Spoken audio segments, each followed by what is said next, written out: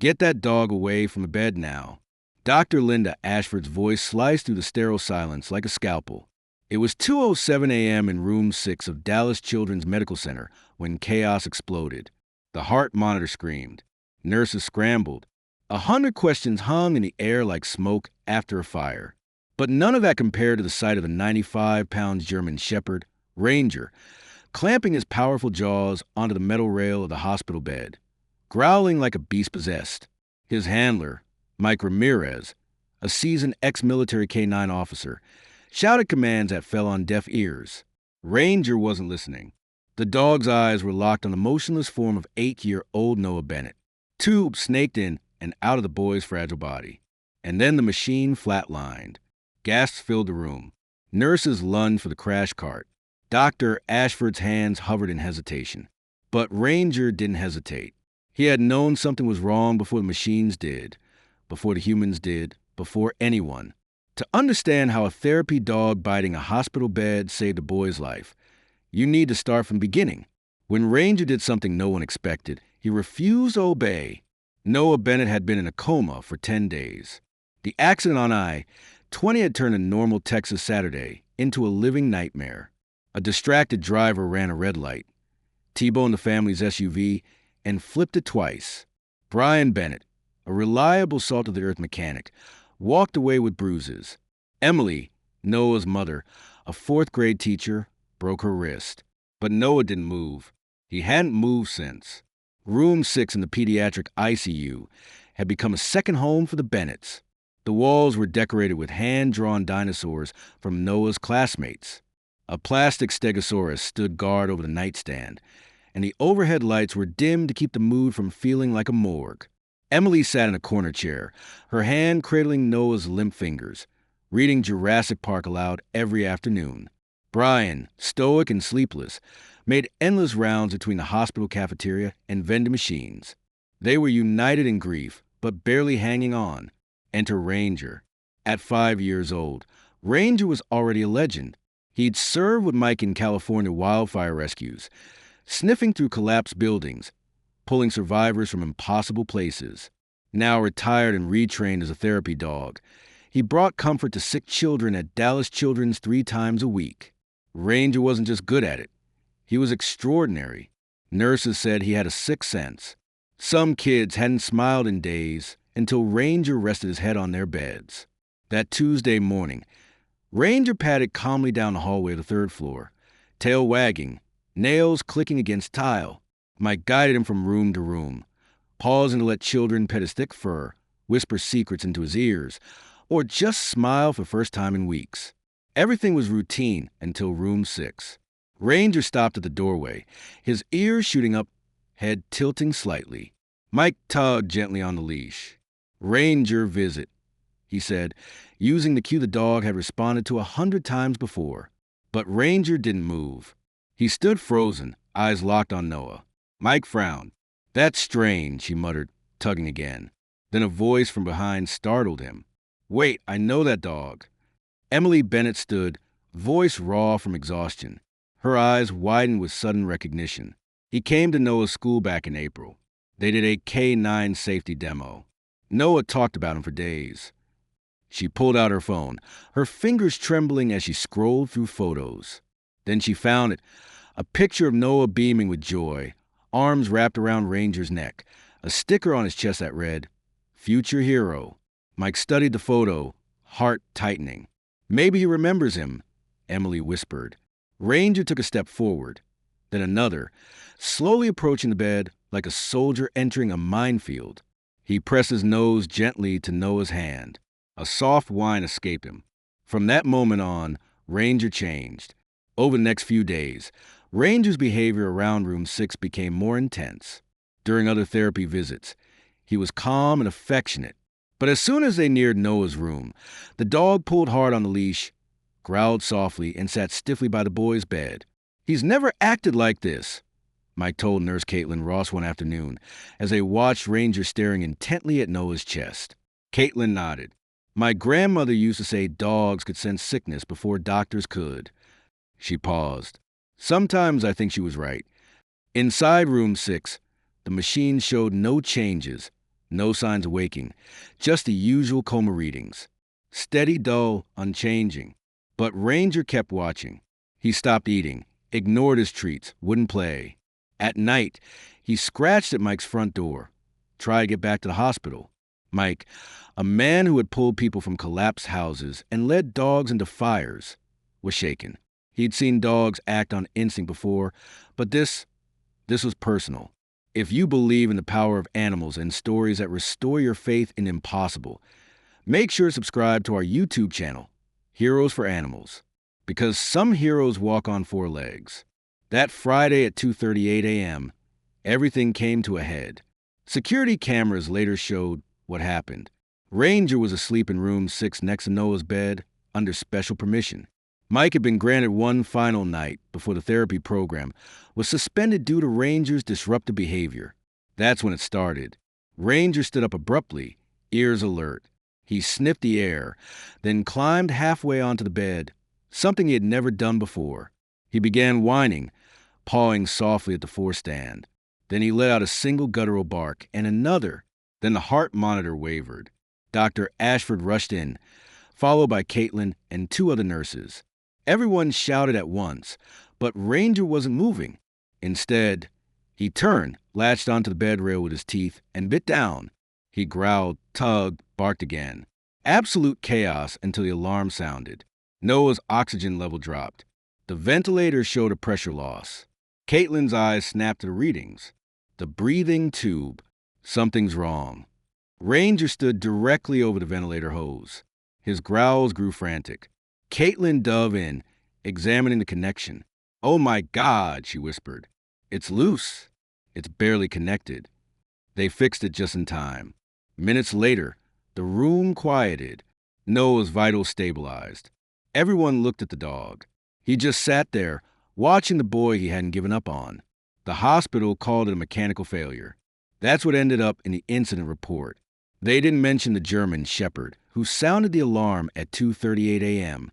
They didn't say anything about the tube that almost came loose until a dog with war zone instincts stepped in and saved a child's life. Mike Ramirez knew what he saw, and so did Emily Bennett.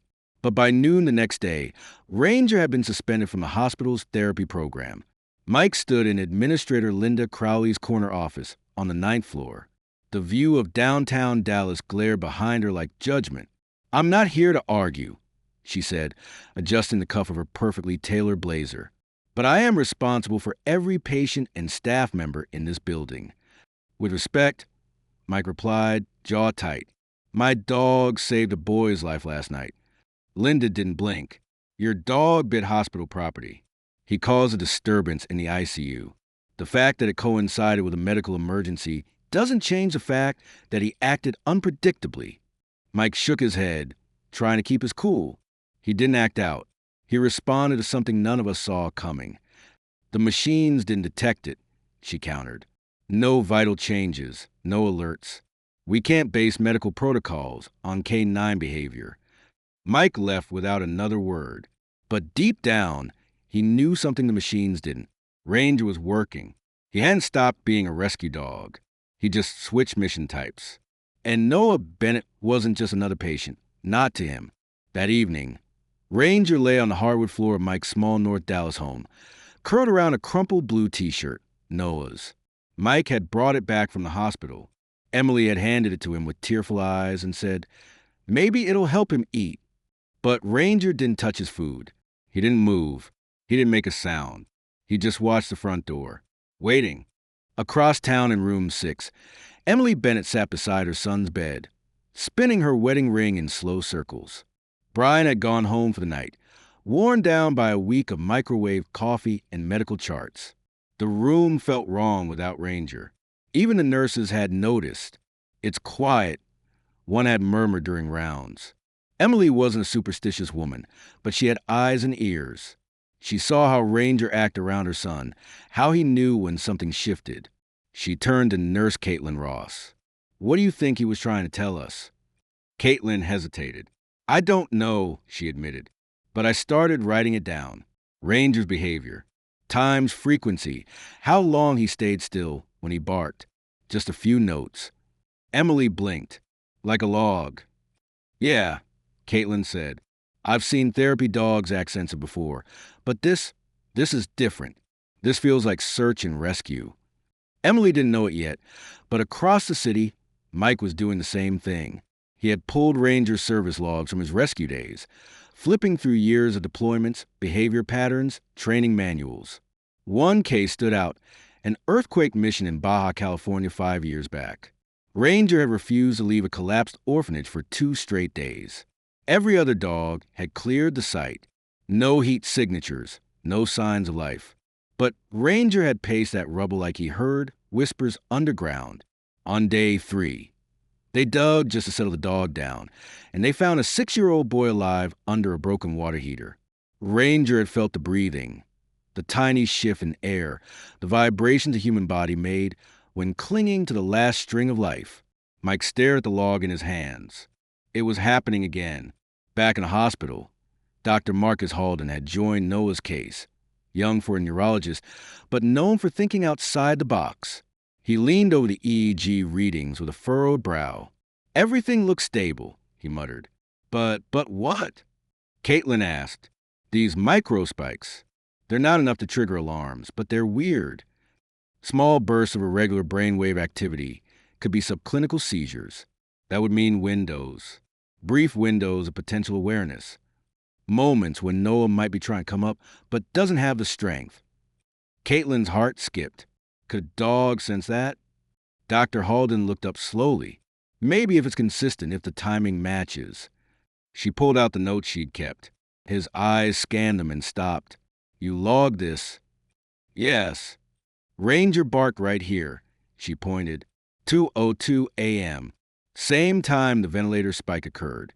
He checked the EEG file again. No. 2 a.m. slight irregularity. Ventilator pressure drop. Heart rate fluctuation. It didn't prove anything, but it didn't prove nothing either. 2 floors below in the staff lounge, Nurse Caitlin made a call. Mike answered on the second ring. He's right, isn't he? She asked. Mike didn't ask who she meant. Yeah, he said quietly. He's trying to tell us something. I think you need to come back. They'll never let him in. Let me work on that, she replied.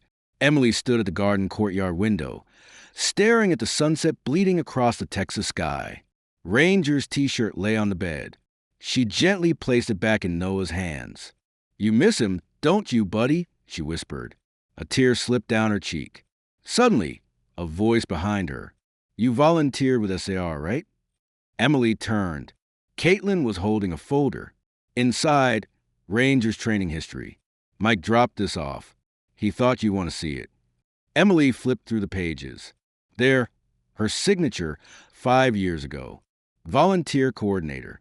Southwest K-9 disaster program. I helped design his early alert command, she murmured, before I got pregnant with Noah. The irony made her knees weak. She had helped train the dog who might now save her son. That night, Mike got a text from Emily. Come back tomorrow. Bring Ranger. I'll handle the rest. At 6:45 a.m., they arrived. Administrator Crowley was waiting. She didn't smile, but she didn't stop them either. We're allowing a 1-day supervised observation, she said flatly. This does not imply endorsement. Mike nodded. Ranger didn't need her blessing. He just needed to get back to the boy. When Ranger entered room 6, his body relaxed. He padded to Noah's bedside, sniffed the air, and gently rested his head on the boy's hand. Nothing dramatic, no barking, just presence. Emily knelt beside them both, brushing her son's hair with one hand, scratching Ranger's ear with the other. Okay, big guy, she whispered. Show us what you know. Ranger blinked slowly, nose twitching. The machines hummed. The moment passed quietly, but something had shifted. Everyone felt it. Later that evening, Mike stood with Dr. Halden in the hallway, watching the feed from the EEG monitor, now linked to an overhead camera tracking Ranger's movements. Think we'll get anything tonight? Mike asked. The neurologist hesitated. If the patterns hold, he said, it'll happen around 3 a.m. Mike nodded. Ranger will be ready. As he turned to walk away, Halden said something almost too soft to hear. I believe he already is. The clock on the ICU wall ticked past 2:59 a.m. outside the Dallas Children's Medical Center. Storm clouds pressed low against the city. The wind howled through the alleyways like a warning. A late summer thunderstorm had rolled in with all the subtlety of a freight train. Lightning flashed across the windows of room 6, illuminating 8-year-old Noah Bennett's sleeping face in pale blue bursts. Inside, the atmosphere was tense. Ranger was awake. The German shepherd lay near the foot of Noah's hospital bed, his body rigid, nose twitching, eyes locked in the boy's chest, as if he were reading a code the rest of the world couldn't see. At 3 a.m. exactly, he stood. Nurse Caitlin Ross had just returned from her break, a steaming cup of burnt cafeteria coffee in hand, when she saw it. Ranger's sudden shift from stillness to full alert. His ears perked, his posture tightened, his tail stood low but straight. "Something's happening," she said quietly. Mike Ramirez leaned forward in his chair, eyes narrowing. That's his alert stance. The EEG monitor in the corner blinked with steady lines, but Caitlin got told her to trust the dog. "I'm going to check Noah," she said. As she moved toward the bed, Ranger circled to the other side and barked once, sharp and low, a sound that sent goosebumps across her arms. The room held its breath. Emily Bennett sat up in the chair beside her son's bed, eyes wide, heart hammering. "What is it?" she asked, voice raw from sleep. Ranger's reacting again. Same time as before. Noah's face remained still. The heart monitor pulsed a regular beat. Oxygen saturation held at 98%. But Ranger didn't budge. He climbed slowly, carefully placing his front paws on the mattress, standing over Noah's chest. He sniffed and whined. "Mike," Caitlin said urgently. Mike approached, ready to give a command. But Ranger turned to him, eyes intense, ears forward, and gave 2 short barks. The same barks Mike had heard on a search site 5 years ago, seconds before they found a collapsed wall hiding a trapped girl. "Okay," he said, breath catching. "That's an urgent alert." He turned to Caitlin. "Check everything right now." Caitlin didn't argue. She leaned over Noah's ventilator connection, then froze. "Damn it," she whispered. "The connector's loose again." She grabbed the tubing, inspecting the joint between the endotracheal tube and the ventilator line. "It's slipping, just like before," she said. Emily gasped. "Is he getting air?" "Barely," Caitlin said, hands already moving. "Another hour like this, and he might have started losing oxygen again." Lightning flashed across the window. A rumble of thunder shook the glass. Mike reached down and pulled Ranger gently back. "You found it, buddy," he whispered. "You saw it again." The emergency tech team arrived minutes later, called in by Caitlin's rapid-fire code through the hallway intercom. The respiratory therapist confirmed her findings. "Tube was on the verge of full disconnect," he said, shaking his head. "Good catch." Emily didn't respond. She just bent over her son and kissed his forehead. Tears fell freely now. "You're not alone, baby," she whispered. "Your dog is still watching." Later that morning, in the conference room outside the ICU, Dr. Marcus Halden stared at the EEG readout and the time-stamped behavior footage from Ranger. 3 nights, he said aloud. 3 nights in a row. Ranger alerts right as Noah's vitals shift or the equipment fails. That can't be coincidence anymore. Dr. Linda Crowley sat across the table, arms folded, skepticism etched deep into her features. "Correlation doesn't equal causation," she said. "We still don't know what, if anything, the dog is reacting to." Dr. Halden's eyes narrowed. If that ventilator had slipped entirely and no one caught it, Noah could have coded. Do we really want to risk ignoring what this dog is clearly perceiving? Crowley hesitated. "I'm not against animals," she said finally, "but medicine is built on repeatable, measurable evidence, not instinct." "Maybe it's time we expand our measurements," Halden replied, tapping the EEG chart. "Because the dog's batting 1,000. Mike returned home that evening, exhausted, Ranger trailing behind him. The storm had cleared, leaving the Dallas streets wet and gleaming under the street lamps. But a different kind of energy was buzzing in Mike's mind. Anticipation, anxiety, validation. He placed Ranger's service vest on the hallway hook and poured a bowl of kibble into his dish. To his surprise, Ranger ate. "That's new," Mike said aloud, watching the dog scarf down the food with the focus of a soldier refueling before battle. He knelt beside him, stroking the back of his neck. You feel better now, huh? You showed them you were right. Ranger looked up at him and wagged his tail once. The next morning, Dr. Halden approached Emily and Brian Bennett with a new idea. We want to place additional sensors in the room, he said. CC cameras, pressure monitors, environmental sensors. If Ranger reacts again, we want to capture every possible metric. Will it help him?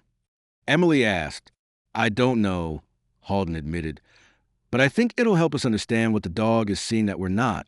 Brian exchanged a look with his wife. Do it. By midnight, Room 6 looked like a command center. Cameras recorded from 4 angles. EEG readings were streamed to a remote server. Pressure sensors were mounted beneath the mattress. Even Ranger had been fitted with a lightweight movement tracker to log every bark, tail movement, and pacing interval. Dr. Halden sat in an observation bay with a neurology resident and a cup of strong black coffee. Mike and Ranger sat in their usual spot. Emily rested her head against Noah's mattress, one hand gripping her son's fingers, the other loosely resting on Ranger's back. Everyone was waiting for 3:06 a.m. At 2:58, Ranger stirred. He sat up, tail still, eyes locked on Noah. Then, slowly, he stood.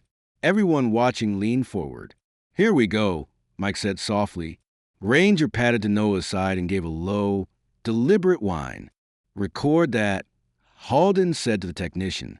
One paw lifted, then the other. He placed both front paws on the mattress. No bark yet, Mike whispered. He's close, but not urgent. Dr. Halden glanced at the EEG. Noah's brain waves just shifted. He said quickly, temporal lobe activity is spiking higher than baseline. Ranger lowered his nose, sniffing along Noah's arm, then stopped at the boy's chest. Suddenly, he barked once, then again. Short, sharp, controlled. Emily gasped. Noah's fingers moved, she whispered. Mike rushed forward, watching as Noah's hand gave the slightest tremble. The EEG spiked. He's reacting, the resident said breathlessly. There's definite movement. We have pupillary response. Ranger barked again, then sat down beside the bed, tail wagging slowly. The monitor showed another brief spike, then stillness. But the silence was different now. It was full of hope. At sunrise, the story had spread across the floor. Staff whispered in hallways. Nurses exchanged knowing looks. Even Dr. Crowley stopped by room 6, looked at Ranger, and gave a single curt nod, something like respect. Mike stood in the hospital courtyard later that morning, staring at the pale orange glow rising over the horizon. Ranger sat beside him, alert but relaxed. They're listening now, Mike said softly. Took them long enough. He looked down at his partner. But you never needed them to believe, did you? You just kept showing up. Ranger's eyes met his, unwavering, faithful, unbreakable. The knock on the Bennett family waiting room door was soft, but it shattered the silence like a thunderclap. Emily looked up from the blanket in her lap, eyes rimmed red, dark circles blooming beneath them. Brian stirred from the uncomfortable couch, rubbing sleep from his eyes. The clock said 9:17 a.m., but it could have been any hour. Time meant nothing here. The door opened. Dr. Marcus Halden stepped in, clutching a tablet and 2 cups of coffee. We got some things to go over, he said gently. They knew that tone. The we have to talk tone. The I know you haven't slept, but here's more bad news tone. Emily's stomach sank. Down the hall in room 6, Ranger lay curled on the tile floor, head between his paws, eyes flicking toward the hallway every few minutes. Mike sat beside him, laptop open, reviewing overnight logs. Noah hadn't moved again since the previous night's tremor. The EEG spikes had dropped off after the brief episode. And yet, there was a feeling in the air like they were standing on a cliff's edge, waiting for something to break. Back in the family room, Dr. Halden pulled up Noah's most recent EEG data. You saw what happened last night? He began. The spike, the movement, the pupillary response. Emily nodded. Brian leaned forward, elbows on his knees. That was hopeful, Halden said, but it also raised more questions. We need to talk about what's causing these spikes. Emily gripped her coffee cup tighter. Go on. We suspect subclinical seizure activity. Small, silent seizures. No outward symptoms, unless you're tracking brain waves second by second. That might explain the twitching, the micro-responses. His brain could be firing in isolated regions, which occasionally breaks through the coma wall. Brian frowned. And that's bad. It's complicated, Halden admitted. It means parts of Noah's brain are still trying, but also suggests something might be wrong structurally, something we didn't catch before. He paused, then said the words they'd feared for days. We're recommending an enhanced MRI. 2 hours later, Noah was wheeled down for the scan. Emily walked beside the gurney in silence, her hand wrapped around his tiny fingers, her heart beating out a prayer she couldn't find words for.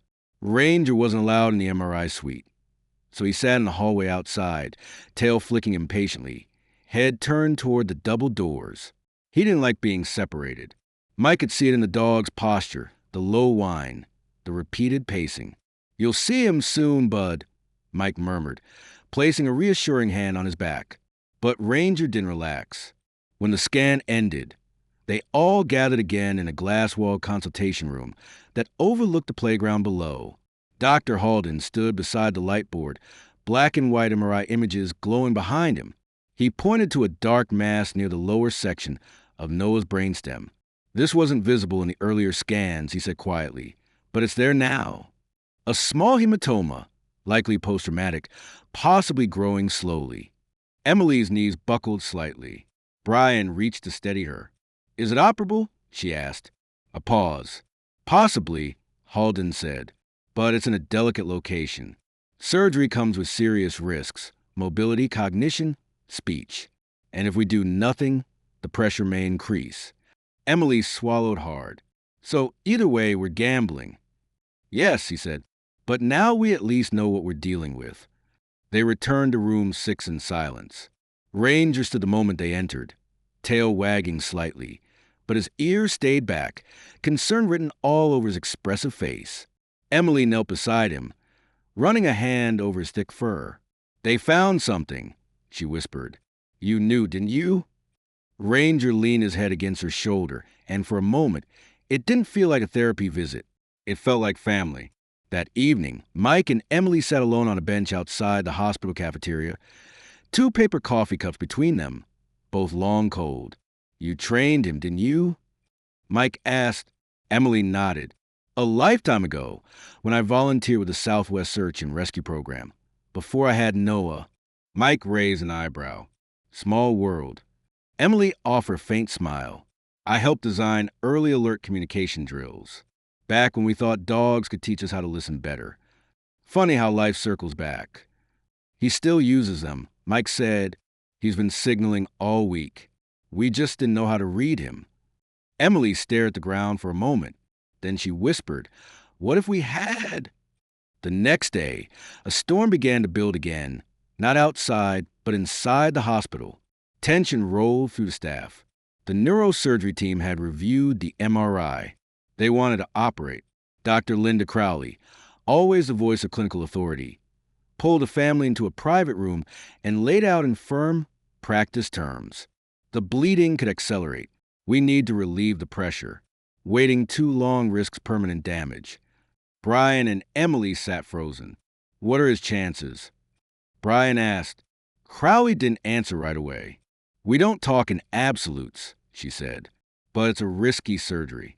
There's no easy way through this. Brian clenched his fists. Emily bit back tears and looked through the window. Ranger sat, nose pressed to the glass, watching. Later that night, Mike tried to take Ranger home. Every time he tugged the leash, Ranger dug in harder, paws planted on the tile, eyes locked on Noah's bed. He doesn't want to leave, Mike said, half laughing, half worried. Emily approached with Noah's t-shirt. Let me try, she said. She knelt beside him, held out the shirt, and spoke gently. You have to rest, too, okay? Just for a bit. We need you to be ready.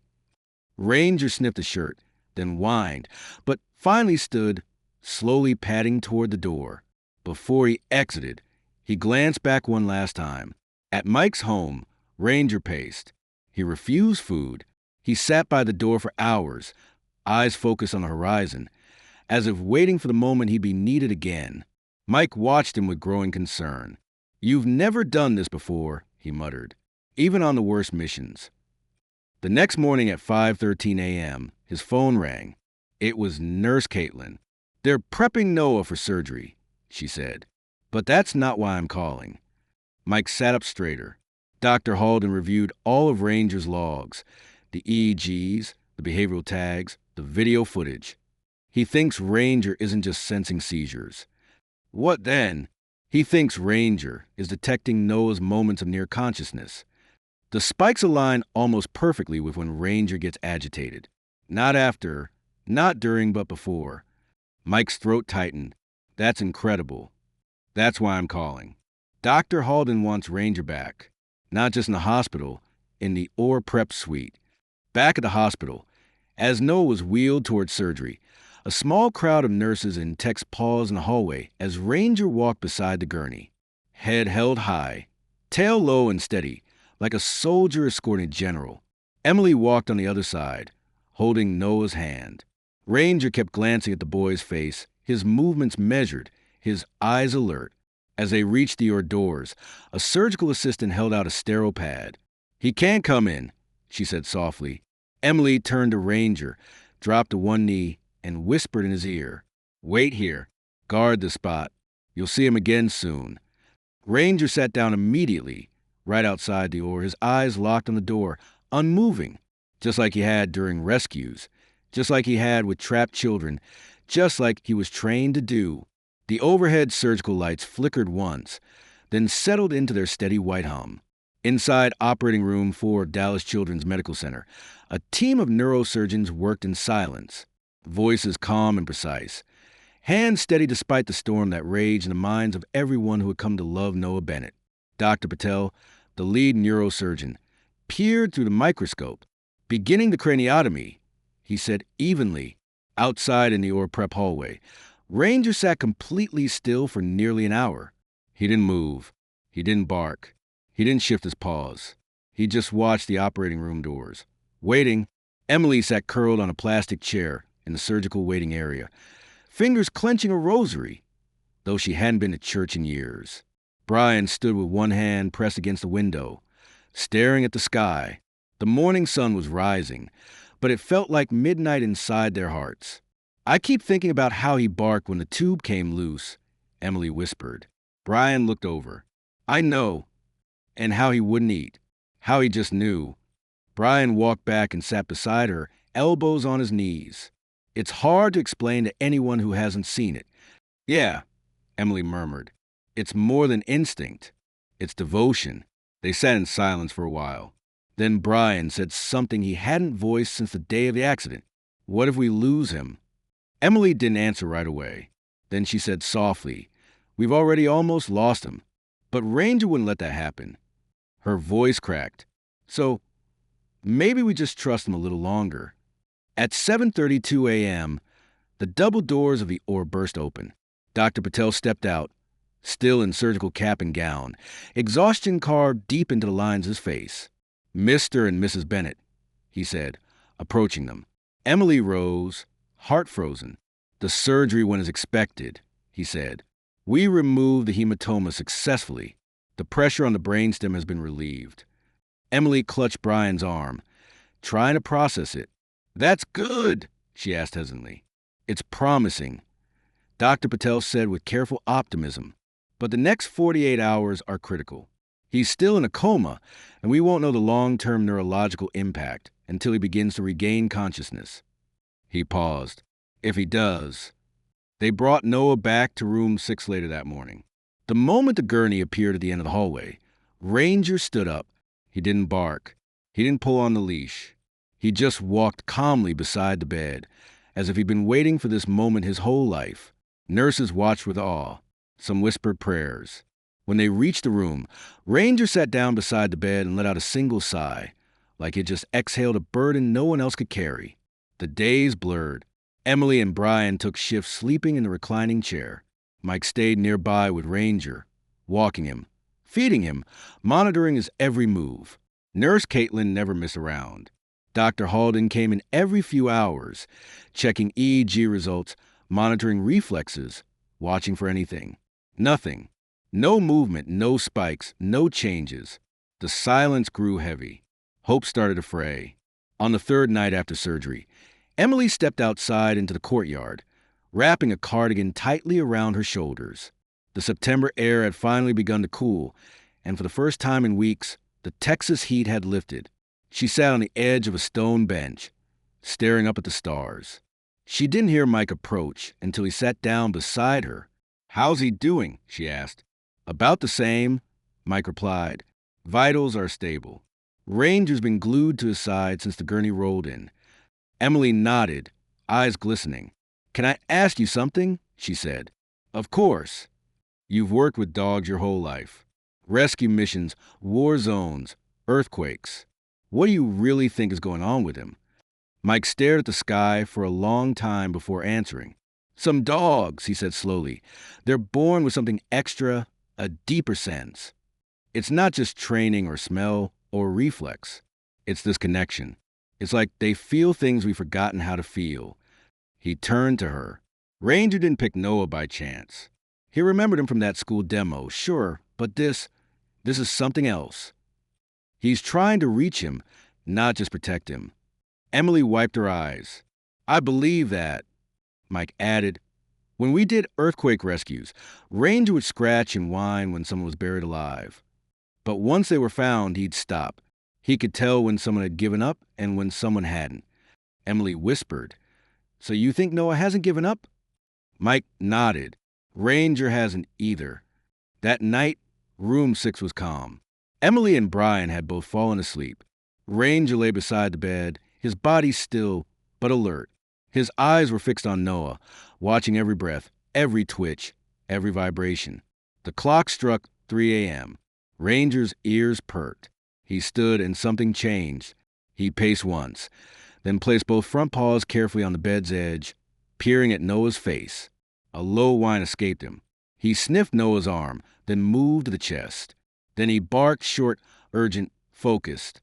Mike sat up straight. "Something's happening," he said. Caitlin, who had been checking logs at the nurse's station, rushed in. "Vitals?" she asked. "O2 is stable. Heart rate is slightly elevated."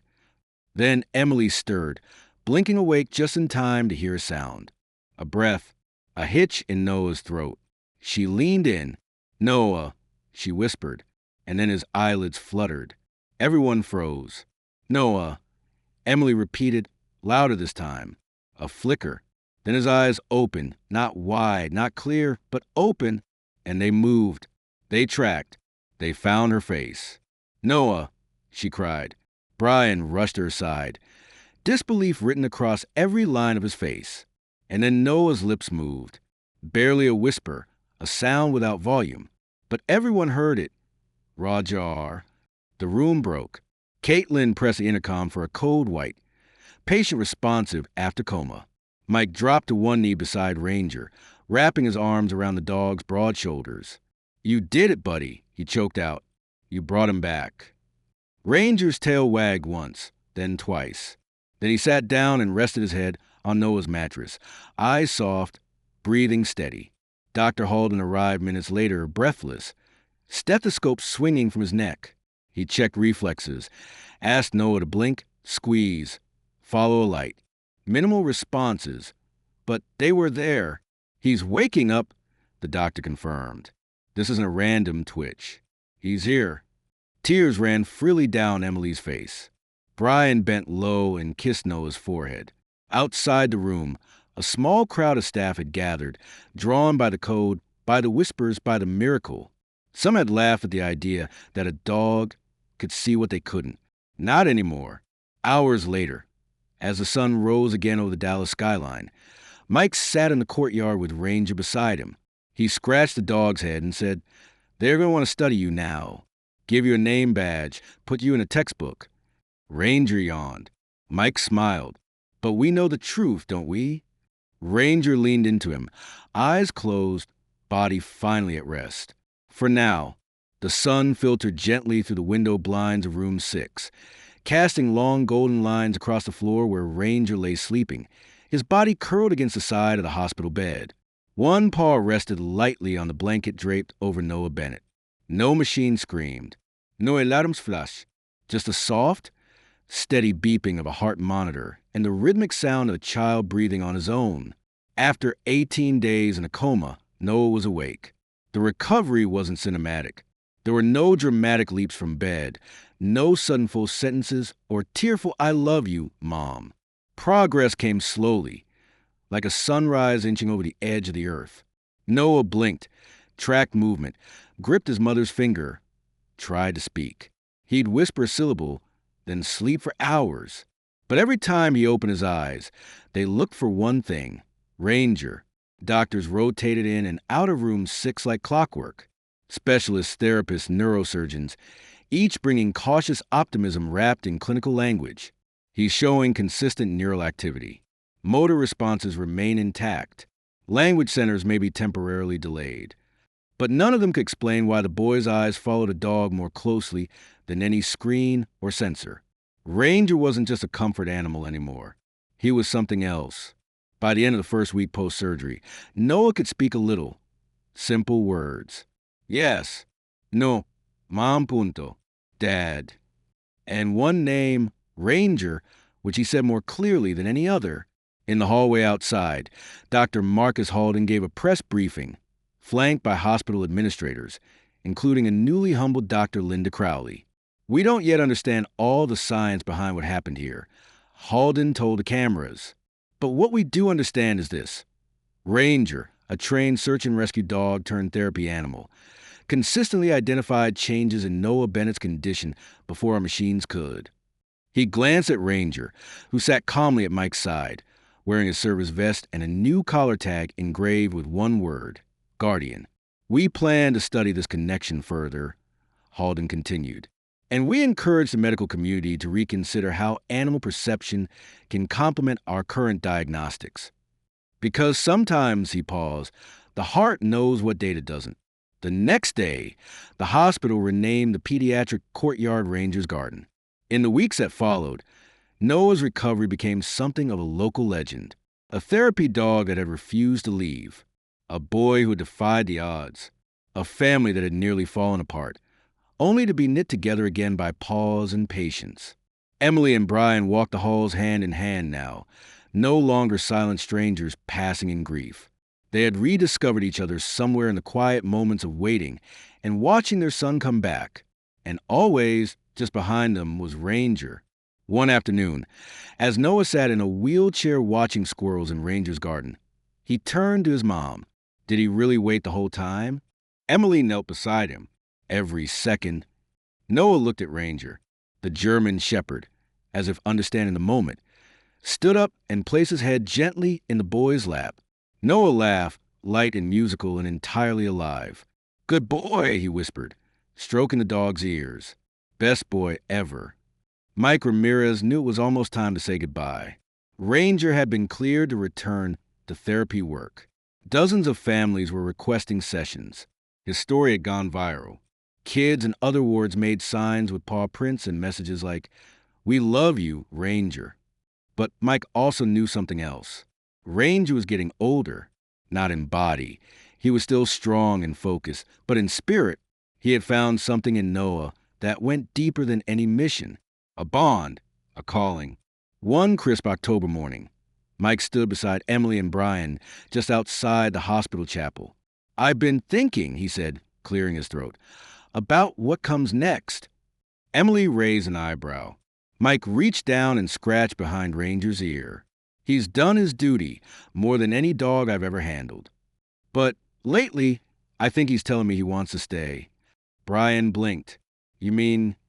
"I want to offer you the chance to adopt him," Mike said, "if you're open to it." Emily covered her mouth, tears springing instantly to her eyes. "You do that?" Mike smiled. "He chose you. I'm just honoring the decision." Noah, seated in his chair beside them, whispered, "He already lives here in my heart." The adoption paperwork was signed that afternoon. Ranger got a new tag and a new bed, right at the foot of Noah's. The night ranger came home.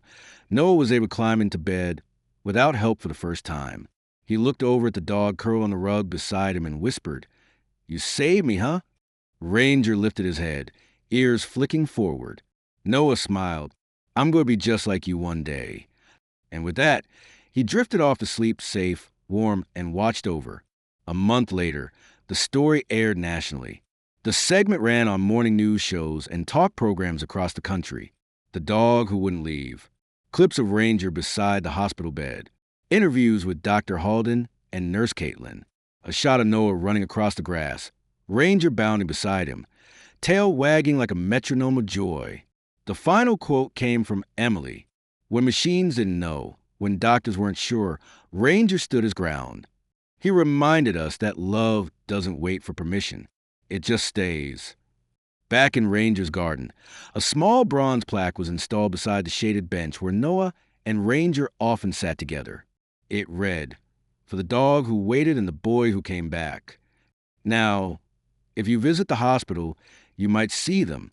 Noah, still growing stronger, and Ranger, now semi-retired, lie in the sun as if he owns the place, which, in a way, he does.